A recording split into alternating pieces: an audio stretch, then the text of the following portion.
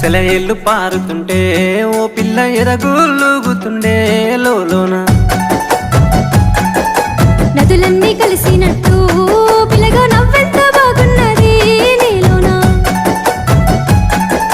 గాజుల సప్పులు గలుగల్లు మోగంగా గజ్జెల పట్టీలు గంతేసి ఆడంగా వరిగడ్డి మోపు ఎత్తి